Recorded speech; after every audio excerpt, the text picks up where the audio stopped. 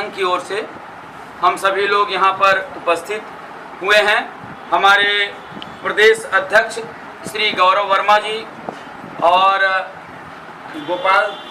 राम गोपाल जी, आप पवन दास जी महाराज और सभी पुरोहित समाज, आज इस समय में पुजारी समाज के साथ बहुत ही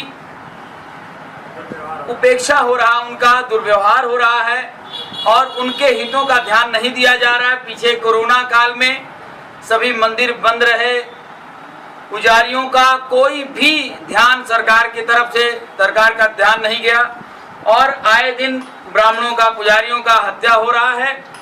और साथ में पुजारियों के लिए कोई किसी मंदिर में कोई भी, जबकि इसके साथ और मस्जिदों में इमामों को तनख्वाह दिया जा रहा है। पीछे केजरीवाल सरकार ने, देश के अंदर बहुत जगह ऐसा हो रहा है, लेकिन पुजारी समाज की हितों की अनदेखा हो रही है।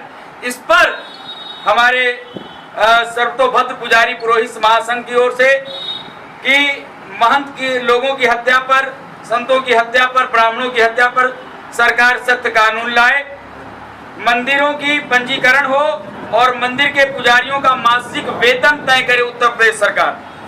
और पुजारियों में जो 60 साल से ऊपर हैं, उनके भविष्य के लिए, उनके जीविकोपार्जन के लिए, उसके भी व्यवस्था, उनके अधिकारों के सुरक्षित करने की व्यवस्था सरकार करे।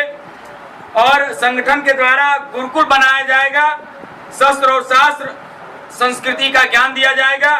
इसके लिए सरकार से मांग है, मुख्यमंत्री जी सनातन धर्म के पुजारी समाज को जमीन और व्यवस्था उपलब्ध कराएं। पुजारी समाज उत्तर प्रदेश में ये आंदोलन करेगा इस बात के लिए, यदि पुजारी समाज के हितों की अनदेखा की गई और इन मांगों को नहीं माना गया तो, और ब्राह्मणों के ऊपर अत्याचार यूं ही चलते रहे, तो पुजारी समाज पूरे देश में, पूरे प्रदेश में, पूरे देश में व्यापक आंदोलन करेगा। इसलिए चाहे कोई भी सरकार हो, कोई भी हो, पुजारी समाज के हितों का ध्यान जरूर दे और ये सुनिश्चित करे कि आगे सभ्यता संस्कृति के जो मार्गदर्शक हैं और जो अगुआ समाज हैं पुजारी लोग, उनका कोई भी अभी तक देखभाल नहीं हुआ।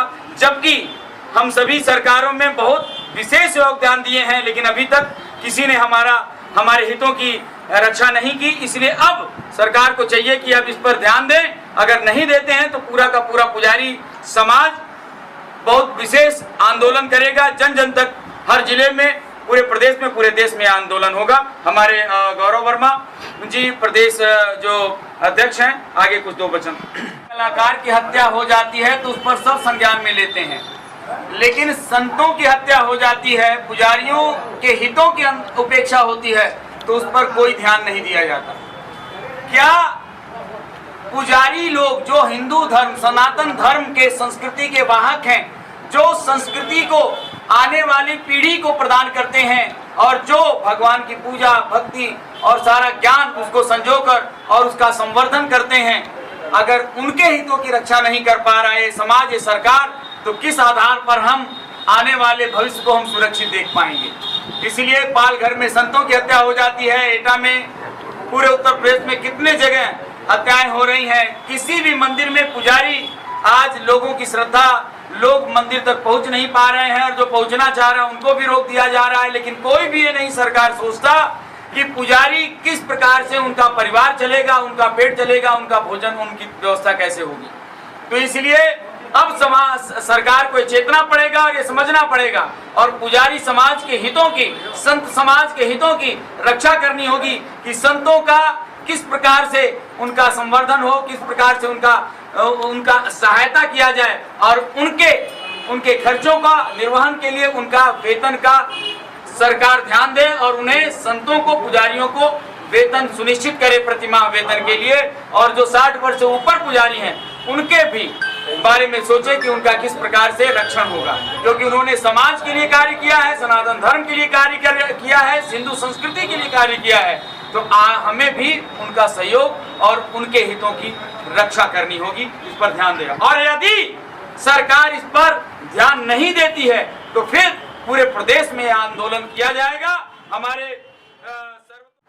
उत्तर प्रदेश में जिस तरीके से कुछ महीनों में ब्राह्मणों की जो हत्याएं की गई हैं, महंतों की पालघर में हत्या की गई, संतों की हत्या की जा रही है और ब्राह्मण समाज को जिस तरीके से उत्तर प्रदेश सरकार अनदेखा कर रही है, इसका परिणाम 2022 में पूरा ब्राह्मण समाज भारतीय जनता पार्टी को दिखाएगा। उसका रिजल्ट और रिपोर्ट कार्ड पूरा ब्राह्मण समाज बनाएगा उत्तर प्रदेश में। इसलिए योगी आदित्यनाथ जी से मेरी इतनी सी मांग है कि जो भी उत्तर प्रदेश में मंदिर रजिस्टर्ड हैं उनके पुजारियों का मासिक वेतन तय करें, जिससे उनका गुजारा बसर हो सके, उनके बालकों का और बच्चों का खान पान और शिक्षा उनकी हो सके। कोरोना जैसी महामारी के चलते 3-3, 4-4 महीने तक के मंदिर बंद रहे, श्रद्धालु आ नहीं पाए, किसी तरीके का चढ़ावा नहीं चढ़ पाया, ना ही उनको किसी तरीके की मदद मिल पाई। पुलिस प्रशासन ने पूरी तरीके से सख्ती कर रखी थी, कोई कहीं नहीं आया जाएगा। लेकिन इसी कोरोना महामारी में मस्जिदों पर मुसलमानों द्वारा जिस तरीके से और शांतिप्रिय समुदाय द्वारा नमाज पढ़ी जा रही थी, प्रशासन पूरी तरीके से विफल रहा है।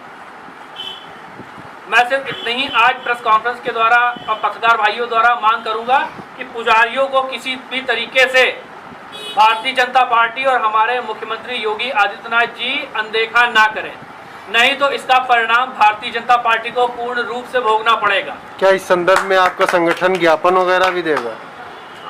इसके लिए हमारा संगठन जल्द ही एक आंदोलन करेगा, जो कि हमारे यहीं इसी स्थान से लेकर कालिदास मार्ग मुख्यमंत्री आवास तक जाएगा। शंखनाद रैली होगी।